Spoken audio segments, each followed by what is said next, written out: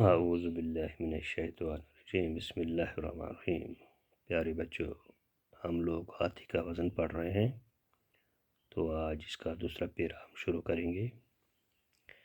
یہ سن کر بادشاہ بہت خوش ہوا، وزیر کو ہاتھی اور روپیہ ملا کے ساتھ کر دینے کا حکم دیا اور خود بھی درباریوں کے ساتھ دریا کی طرف چلا۔ شہر میں یہ بات مشہور ہو گئی، اس لیے بہت سے تماشائی بھی دریا کی طرف روانہ ہوئے۔ جب بادشاہ، درباری اور عام لوگ وہاں پہنچ گئے تو ملہ نے ایک ناؤ کو کنارے کے قریب لا کر کھڑا کیا۔ ہاتھی کو اس پر سوار کیا گیا۔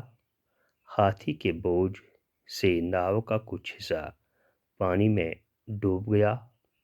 جہاں تک ناؤ پانی میں ڈوبی تھی وہاں ملہ نے نشان لگا دیا اور عرض کی، حضور، ہاتھی کا وزن اتنا ہے۔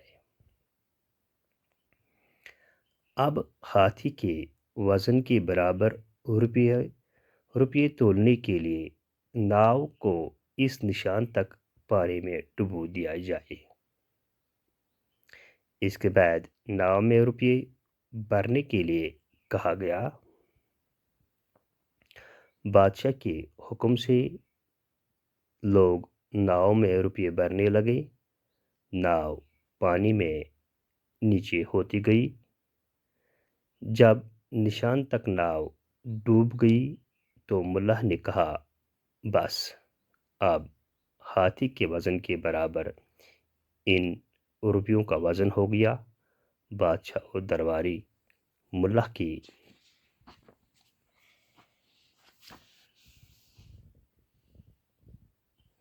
اس تدبیر سے خوش ہوئے اور اس کی عقل کی داد دی۔ اسے اتنا انعام دیا کہ وہ بڑا دولت مند بن گیا۔ بادشاہ نے ناؤ میں بھرے ہوئے روپیے یتیموں، بیواؤں، محتاجوں اور مسکینوں میں تقسیم کروائے۔ تو پیارے بچوں، کہتے ہیں جب ایک ناؤ چلانے والا بادشاہ کے پاس حاضر ہوا تو اسے کہہ دیا کہ میں آپ کو ہاتھی کے وزن کے برابر روپیہ تول کر دکھاؤں گا۔ تو یہ سن کر بادشاہ بہت ہی خوش ہوا، تو اس نے وزیر کو ہاتھی اور روپیے ملا کے یعنی ناؤ چلانے والے کے ساتھ کر دینے کا حکم دے دیا۔ خود بھی اور کچھ درباری بھی تھے، وہ اس دریا کی طرف چلا گئے جہاں پر ملا نے اسے کہہ دیا تھا کہ میں آپ کو ہاتھی کے وزن کے برابر روپیہ تول کر دکھاؤں گا۔ جو ہی یہ بات شہر میں پھیل گئی تو بہت سے تماشگیر، تماشا دیکھنے والے بھی اس دریا کی طرف روانہ ہوئے۔ تو بادشاہ اور درباری اور یہ عام لوگ وہاں پہنچ گئے۔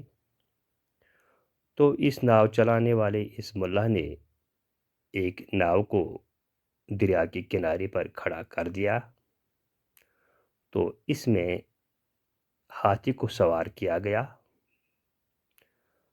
تو ہاتھی کے بوجھ کے برابر جتنی ناؤ پانی میں ڈوب گئی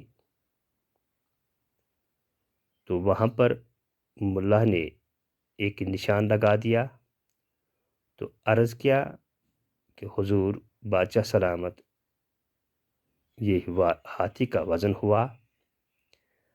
اب ہاتھی کے وزن کے برابر اس ناؤ میں روپیہ بھر دیے جائیں۔ تو بادشاہ کے حکم کے مطابق لوگ ناؤ میں روپیے بھرنے لگے۔ تو آہستہ آہستہ ناؤ پانی میں ڈوبنے لگی۔ جہاں تک ہاتھی کے وزن کے برابر وہاں پر نشان لگایا گیا۔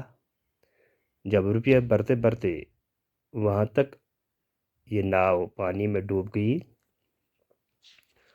تو ملا نے کہا کہ اب ہاتھی کے وزن کے برابر روپیوں کا وزن بھی ہوا۔ تو اس تدبیر سے بہت ہی خوش بادشاہ ہوا اور اس ملہ کی عقل کی داد دی اور اسے انعاموں سے نوازا اور وہ بہت ہی دولت مند بن گیا۔ بادشاہ نے اس بھرے ہوئے روپیوں کو یتیموں، بیوہ ہو گئی جو وہ عورت جس کا شوہر مر گیا ہو، اور محتاجوں، ضرورت مند جو ہوتے ہیں، اور مسکینوں یعنی غریب اور مفلس لوگ، ان میں یہ پیسے تقسیم کر دیے۔ وما علینا الا البلاغ المبین۔